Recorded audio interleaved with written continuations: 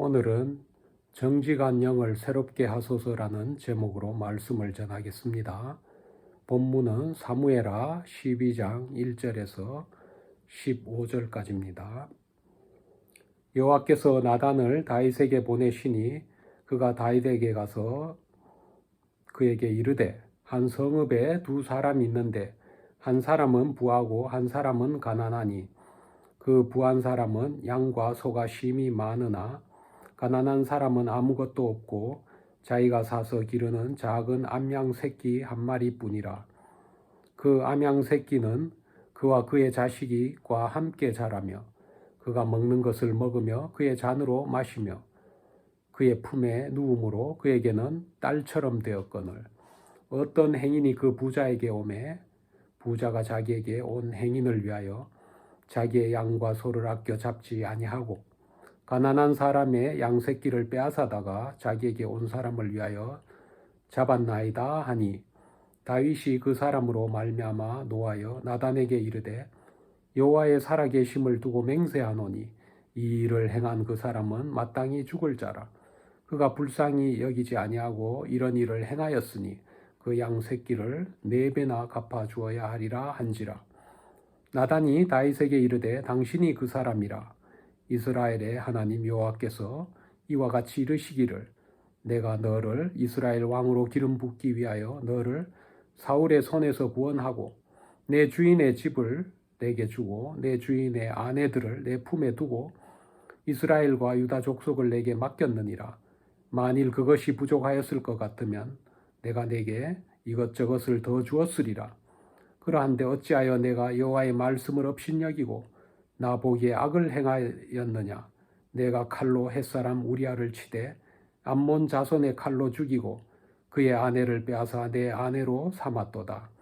이제 내가 나를 업신여기고 햇사람 우리아의 아내를 빼앗아 내 아내로 삼았은즉 칼이 내 집에서 영원토록 떠나지 아니하리라 하셨고 여호와께서 또 이와 같이 이르시기를 보라 내가 너와 내 집에 재앙을 일으키고 내가 내 눈앞에서 내 아내를 빼앗아 내 이웃들에게 주리니 그 사람들이 내 아내들과 더불어 백주에 동침하리라. 너는 은밀히 행하였으나 나는 온 이스라엘 앞에서 백주의 이 일을 행하리라 하셨나이다 하니 다윗이 나단에게 이르되 내가 여호와께 죄를 범하였노라 하매 나단이 다윗에게 말하되 여호와께서도 당신의 죄를 사하셨나니 당신이 죽지 아니하려니와 이 일로 말미암아 여호와의 원수가 크게 비방할 거리를 얻게 하였으니 당신이 낳은 아이가 반드시 죽으리이다 하고 나단이 자기 집으로 돌아가니라. 아멘. 우리는 자기 자신이 어떤 사람이라고 생각하고 있을까요? 팔이 안으로 굽듯이 내가 생각하기에 나는 항상 의롭고 믿음이 좋은 항상 옳은 일만 하는 사람이라고 생각할 수 있을 것입니다. 거짓 없이 진실한 모습으로 살고 있기에 주님으로부터 늘 칭찬과 격려를 받는 자신의 모습을 생각할지도 모릅니다. 왜 항상 나는 나 자신을 의롭게만 생각하게 될까요? 그 이유는 내 입장에서 나와 세상을 바라보기 때문입니다. 그러나 내 입장과 생각이 아닌 제3자의 객관적인 시각이나 특별히 하나님의 말씀으로 나 자신의 모습을 비추어 본다면 나는 항상 이기적이며 하나님 앞에 죄인임을 고백하게 될 것입니다. 오늘 본문의 다윗 왕은 원래 평범한 목동이었으나 전적인 하나님의 은혜로 이스라엘을 다스리는 왕으로까지 세워졌습니다. 그가 겸손한 마음으로 순종하며 정직히 행할 때 하나님은 다윗과 언약을 맺으시고 다윗의 나라 이스라엘에 평안을 주시고 다윗에게 주신 왕권이 다윗의 자손들에게도 영원히 견고하게 주어질 것이라고 선지자 나단을 통해서 약속하셨습니다. 그러나 다윗은 왕이 되어 권세와 풍요를 누리게 되자 초심을 잃고 영적인 경계심과 긴장이 풀려 마음이 높아지고 교만하게 됩니다. 그의 군대가 랍바성에서 치열한 전투를 벌이고 있었지만은 궁궐에서 한가히 머물며 책임을 회피하고 직무를 유기하였습니다. 그러던 어느 날 다윗은 저녁에 일어나서 왕궁을 거닐다가 우리아의 아내 밧세바를 보았고 이후 그는 밧세바와 간음하는 죄를 짓게 됩니다. 하나님의 마음에 합한 사람이었던 다윗 역시 죄성을 지닌 연약한 인간이었기에 거듭되는 성공 속에서 교만하고 나태해졌으며 결국은 하나님 앞에서 큰 죄를 짓게 되었던 것입니다. 이와 같이 우리의 마음이 높아져서 영의 눈이 흐려지고 안목의 정욕에 빠질 때 육신의 정욕이 우리를 지배하게 됩니다. 그러므로 우리가 평안할 때, 풍요를 누릴 때 교만하고 나태하지 않도록 더더욱 주의해야 하는 것입니다. 하나님께서 주신 자유를 육체의 기회로 삼지 않으며 오직 사랑으로 서로 섬기며 종노릇하지 않으면 죄를 짓기 시작하는 것입니다. 이 시간 본문을 통해 하나님이 주시는 교훈을 나누고자 합니다. 본문이 주는 첫 번째 교훈은 우리는 마땅히 있어야 할 곳의 자리를 지켜야 한다는 것입니다. 우리가 있어야 할 곳을 벗어나게 되면 죄를 지을 위험이 높아지는 것입니다. 우리가 과거에 지었던 죄를 잘 생각해 보면 내가 있어야 할 곳에 있지 않았기 때문이다라는 것을 알게 될 것입니다. 내가 있어야 할 곳을 벗어난 것이 죄의 길로 들어서는 출발선이 되는 것입니다. 다윗이 밧세바와 불륜을 짓게 된 계기도 그가 그의 자리를 벗어났기 때문입니다. 본문 1, 2절 말씀입니다. 그 해가 돌아와 왕들이 출전할 때가 되매 다윗이 요압과 그에게 있는 그의 부하들과 온 이스라엘 군대를 보내니 그들이 암몬 자손을 멸하고 랍바를 에워쌌고 다윗은 예루살렘에 그대로 있더라. 저녁 때에 다윗이 그 침상에 일어나 왕궁 옥상에서 거닐다가 그곳에서 보니 한 여인이 목욕을 하는데 심히 아름다워 보이는지라. 다윗의 부하들이 암몬을 멸하고자 랍바성을 포위할 때 다윗은 전쟁터에 있지 않고 예루살렘에 그대로 머무르고 있었습니다. 다윗은 전쟁터에 부하 장수만 보내고 자신은 후방인 예루살렘에 머무르고 있었지만은 전쟁의 승리를 위해서 성전에 나아가 간절히 기도하지도 않았습니다. 저녁이 되어 잠을 자며 침상에 머무르고 있어야 하지만 그는 침상이 아닌 왕궁 옥상에 있었습니다. 침실이 아닌 왕궁 옥상에서 서성이다가 밧세바의 목욕 장면을 보았던 것이 그의 범죄의 시초가 되었던 것입니다. 그가 있었어야 할 곳은 부하들이 피 흘리고 싸우고 있는 랍바성 전쟁터이거나 아니면 부하들의 무사기한을 기도하는 성전이어야 했습니다. 최소한 그가 자신의 자리인 왕궁의 침실만 지키고 있었어도 죄를 짓지는 않았을 것입니다. 백성들이 군대로 동원되어 랍바성을 함락하고자 전쟁터에서 피를 흘리고 있을 때 다윗은 예루살렘에 있었습니다. 그러던 어느 날 저녁에 침상에 일어나서 왕궁 옥상을 거닐다가 목욕하는 여인을 훔쳐본 것입니다. 그리고 그 여인의 미모에 반해서 사람을 시켜 여인을 불러다가 동침하는 죄를 저지르게 된 것입니다. 당시 관습으로는 국가 간의 전쟁이 일어날 경우에 왕도 전쟁터에 나가서 직접 전투를 지휘하였으므로 다윗이 있어야 할 곳은 왕궁이 아니라 랍바 전쟁터였습니다. 그럼에도 불구하고 다윗은 국방장관 요압과 그의 군대만 험지에 보내고 자신은 후방인 예루살렘에 남습니다. 그가 머물러야 할 곳은 예루살렘이 아니라 랍바 전쟁터였지만 그가 위치를 벗어난 곳에 있음으로 해서 간음과 살인이라는 큰 죄를 짓게 된 것입니다. 우리들의 믿음 생활도 우리가 마땅히 있어야 할 곳에 자리를 지켜야 합니다. 우리가 가진 모든 소유는 하나님으로부터 위임받은 것입니다. 우리가 주님으로부터 받은 은혜와 사랑을 잘 지키고 계속 누리고자 한다면 자신의 있어야 할 위치를 잘 지켜야 합니다. 그리스도인이 직장 일을 마치고 마땅히 가야 할 곳은 가족이 있는 가정입니다.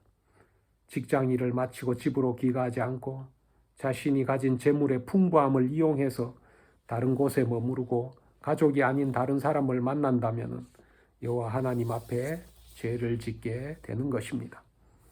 자신의 위치를 벗어나 하나님이 맡기지 않은 재물들을 탐하거나 타인의 자리를 탐하는 것은 죄를 짓는 것입니다. 우리는 그리스도인이라는 직책을 주님으로부터 부여받았습니다. 그리스도인이 있어야 할 곳은 말씀에 순종하는 자리입니다. 말씀에 순종하는 신실한 그리스도인이라는 자리가 참으로 아름답고 소중한 직분입니다. 그러므로 오늘 내게 주신 주님의 은혜에 만족하고 주님을 사랑하듯이 우리 이웃을 사랑하고 말씀을 묵상하고 주님께서 내게 맡겨주신 일에 최선을 다할 때 주님의 은혜와 축복을 누리게 되는 것입니다. 그리스도인이 그리스도인의 직분을 지키지 않고 주님을 떠나 환락과 유혹이 있는 곳에 머무르며 부귀와 영화를 누리려 한다면 그는 멸망의 길을 걷고 있는 것입니다. 그러므로 우리 그리스도인은 늘 깨어 기도해야 합니다. 기도를 통해 내가 있어야 할 곳과 내가 감당할 사명과 내가 만나야 할 사람들을 주님께 묻고 주님의 뜻과 인도하심이 있는지 확인해야 하는 것입니다. 둘째로 우리가 죄악 가운데 있을 때 하나님은 회개의 기회를 베푼다는 것입니다. 회개하라라는 하나님의 명령은 하나님이 우리에게 수치와 고통을 주게 하기 위한 것이 아니고 우리를 구원하시고 또 우리와 화목하고 친밀한 관계를 원하시기 때문입니다. 그것이 바로 하나님의 사랑이고 은혜인 것입니다. 하나님은 죄의 길에서 방황하는 우리를 그대로 두지 않으시려고 우리가 죄를 깨닫게 하고 돌이키게 하시는 것입니다. 하나님은 음란과 살인이라는 큰 죄를 지은 다윗을 회개시키고자 나단 선지자를 다윗에게 보내셨습니다. 나단 선지자는 다윗에게 가난한 자의 양을 뺏은 부자 이야기를 들려주었습니다. 어느 날 부자에게 손님이 오자 부자는 자신이 소유한 많은 양과 소는 잡지 않고 대신 가난한 사람이 애지중지하는 새끼 양을 빼앗아 양을 잡고 음식을 마련했다는 것입니다. 이야기를 듣고 난 후 다윗은 크게 노하였고 부자에게 저주를 하였지만은 막상 이 이야기가 자신의 이야기인 줄은 깨닫지 못했습니다. 부자의 잘못에 분노를 하였지만은 이야기를 통해 자신의 모습을 돌아보는 지혜는 없었던 것입니다. 나단 선지자는 다윗에게 당신이 바로 그 사람이다 라고 말합니다. 하나님이 다윗을 이스라엘의 왕으로 삼으시고 사울의 소유를 다윗에게 물려주셨습니다. 하나님은 다윗에게 차고 넘치는 재물을 주셨지만은 그러나 다윗은 하나님의 은혜를 망각하고 여호와 하나님의 말씀을 경시하고 하나님 앞에서 악을 행했습니다. 다윗은 충성스러운 신하 우리아를 전쟁터에서 죽이고 그의 아내를 빼앗아 자신의 아내로 삼았습니다. 이에 대한 징벌로 이제 다윗의 집과 나라에 군사적인 재앙을 내리시고 다윗의 아내들도 빼앗기게 될 것이라고 나단을 선지자를 통해서 다윗을 책망하신 것입니다. 나단의 책망에 다윗은 내가 여호와께 범죄하였음을 고백하였고 이에 나단은 하나님이 다윗을 용서하였으나 바세바 사이에서 낳은 아이가 죽을 것임을 말했고 이 예언대로 우리아의 아내 바세바가 낳은 아이는 갑작스런 병을 앓다가 죽게 됩니다. 하나님은 우리가 죄의 길에서 돌이킬 수 있도록 고난이라는 제재 수단을 사용하시기도 합니다. 그리스도인인 우리가 하나님 말씀대로 살지 않고 불순종의 길을 걸어갈 때 하나님은 우리가 회개하고 돌이킬 때까지 인내하며 기다리시기도 하지만 때로는 고난을 통해서 주님께 다시 돌아오게 하는 것입니다. 고난은 우리로 하여금 말씀대로 살지 못했던 죄를 깨닫게 하고 말씀에 복종하게 합니다. 고난은 우리가 더 이상 죄를 짓지 않도록 막아주는 것이지요. 당신의 사랑하는 자녀들이 잘못된 길을 갈 때 고난을 통해서 징계하시는 것입니다. 죄 가운데 방황하는 삶을 접고 주님의 품으로 돌아오게 하시는 것입니다. 하나님은 요나가 니느웨로 가지 않고 다시스로 갈 때 풍랑이라는 고난을 통해서 그의 길을 돌이키게 하셨습니다. 세상의 가치를 따라가느라 하나님과 멀어진 사람들이 다시 하나님께 돌아오는 것은 쉽지가 않습니다. 마치 강을 거슬러 올라가야 하는 물고기처럼 요동치는 죄악과 유혹의 거센 물살을 헤치고 거슬러 올라가야 하기 때문입니다. 회개가 지속되지 않으면 다시금 죄악의 강물을 따라서 불순종의 바다로 휩쓸려 가게 될 것입니다. 하나님은 당신의 자녀가 돌아오기를 오래 참고 사랑으로 기다리시는데 이것이 바로 변치 않은 하나님의 사랑입니다. 하나님은 당신의 자녀가 죄악 속에서 방황하지 않도록 무한정 인내하고 기다리지는 않으시는 것입니다. 하나님의 때가 이르면은 당신의 사랑하는 자녀들이 더 이상 죄를 짓지 않도록 길을 막으시는 것입니다. 필요에 따라서 채찍을 드시고 징계하시며 다시 주께로 돌아오게 하는 것입니다. 그러므로 우리들은 우리가 머물러야 할 장소인 하나님의 말씀 안에 거하여야 합니다. 말씀을 벗어나서 한번 죄의 길로 빠지면은 벗어나기가 어렵기 때문에 우리는 처음부터 죄의 길로 들어가지 않아야 됩니다. 죄의 유혹을 이길 수가 없다면 피해야 합니다. 피할 수 없다면 능히 이길 힘을 주실 것을 하나님께 부르짖고 간구해야 하는 것입니다. 세 번째 교훈은 우리를 돌이키게 하시는 하나님의 요청에 응답하여야 한다는 것입니다. 우리가 마땅히 해야 할 응답은 회개입니다. 죄성을 가진 우리들은 지속적으로 회개 자리로 나아가야 되는 것입니다. 하나님 우리들이 회개할 때마다 거절함 없이 용서하시며 하나님과의 관계를 다시 회복시키는 것입니다. 우리가 회개하고 죄에서 돌이켜 하나님께로 돌아오기만 하면은 용서를 베푸시는 분입니다. 마치 우리 자녀가 잘못을 하고 진심으로 뉘우치며 용서를 구할 때 그가 어떤 잘못을 하였든지 부모의 입장에서는 용서할 수밖에 없는 것과 같은 이치입니다. 자녀가 울며 잘못을 고백하면 한순간에 분노가 눈 녹듯 사라지며 자녀의 입장을 헤아리며 용서하게 되는 것입니다. 우리가 잘못에 대하여 상하고 통회하는 마음으로 뉘우치고 용서를 구할 때 하나님은 우리를 용서하시고 회복의 은혜를 내리시는 것입니다. 나단이 다른 사람의 아내를 빼앗은 일에 대해서 다윗을 책망하자 다윗은 내가 여호와께 죄를 범하였노라 라고 말하며 자신의 죄를 곧바로 인정합니다. 사실 그가 죄를 인정하기 전까지 겉으로 보이는 그 다윗의 삶은 평온하였습니다. 햇사람 우리아를 우연을 가장해서 죽임으로 간음과 살인죄를 성공적으로 잘 숨겼다라고 생각했습니다. 그러나 나단의 질책이 끝나자마자 다윗은 내가 여호와께 죄를 범하였다라고 자신의 죄를 인정했습니다. 만일 자신의 죄가에 대해서 어쩔 수 없었다라고 구차하게 변명하거나 자신의 행동을 부인하고 정당한다면 하나님 앞에 더 큰 죄를 짓는 것입니다. 죄를 자백하는 것은 자신의 죄를 입으로 시인하는 것입니다. 내 영혼 깊이 어둠 속에 묻혀있는 죄를 낱낱이 끄집어내는 것입니다. 우리가 하나님과 사람 앞에서 자신이 지은 죄를 시인하는 것은 참으로 수치스러운 일입니다. 나의 죄가를 사람 앞에서 시인할 때 사람들은 나에 대해 크게 실망하고 조롱하고 경멸할 것입니다. 그러나 그 수모를 겪어야만이 다시는 동일한 죄를 반복하지 않을 수 있는 것입니다. 다윗이 진솔하게 그의 죄가를 인정했을 때 하나님은 그의 죄를 사하여 주셨습니다.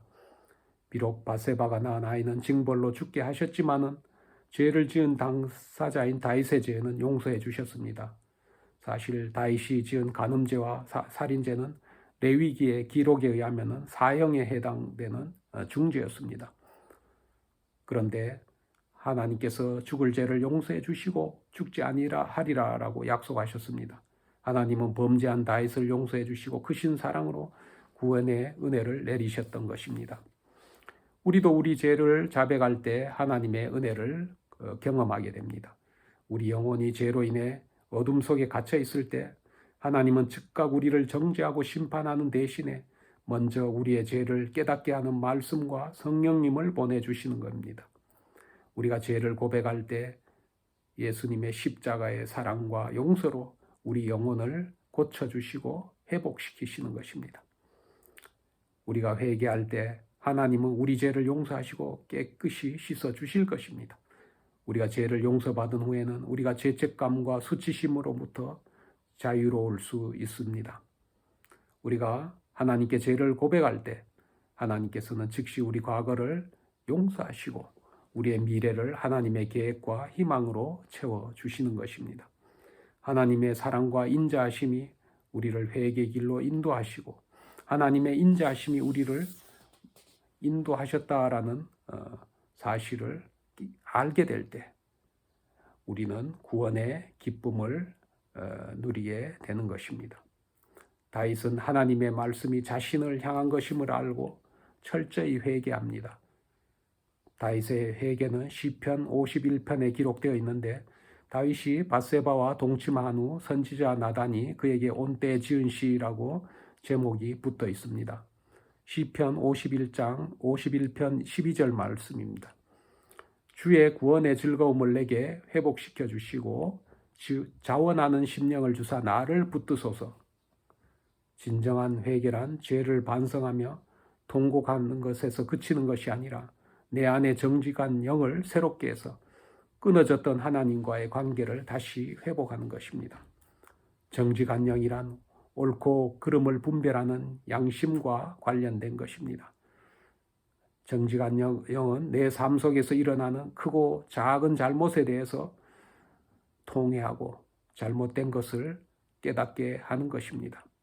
매일의 일상에서 많은 허물과 실수를 하지만 성령의 도우심으로 정직한 삶을 살고자 할 때 이제는 내 안에 정한 마음이 일어나고 정직한 영이 새롭게 되어서 하나님과의 교제의 자리로 나아가게 되는 것입니다.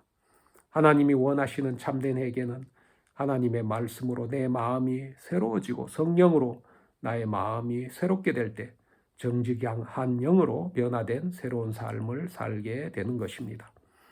이제 말씀을 맺고자 합니다. 흔히 우리들은 노력만 하면 무엇이든지 이룰 수 있고 나의 미래는 내가 결정할 수 있다라는 자신감에 사로잡히기도 합니다. 그러나 우리가 마주하는 현실은 우리의 이상과는 너무나 차이가 있습니다. 우리가 목표를 세우고 열심히 노력해도 우리의 미래는 예측할 수 없는 다른 방향으로 진행되는 것입니다. 이러한 경험을 통해서 우리는 인생의 주인이 될 수 없다는 것을 깨닫게 됩니다. 우리 인생의 주인은 하나님이시고 우리 삶은 하나님의 다스림과 섭리하에 있는 것입니다.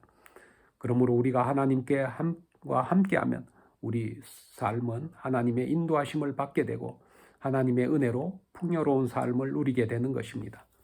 설령 우리가 죄중에 빠져 근심하고 낭망할지라도 회개하고 하나님께 돌아오면 우리의 모든 문제는 해결되고 부족함 없이 풍요를 누릴 수 있는 것입니다. 요엘서 2장 26절 말씀입니다. 너희는 먹되 풍족이 먹고 너에게 놀라운 일을 행하신 너희 하나님 여호와의 이름을 찬송할 것이라. 내 백성이 영원히 수치를 당하지 아니하리로다. 요엘 선지자가 활동하였던 당시 이스라엘은 혹독한 가뭄과 병충해로 인해서 땅은 황무하고 백성들은 연이은 재난과 굶주림으로 두려움에 떨고 있었습니다.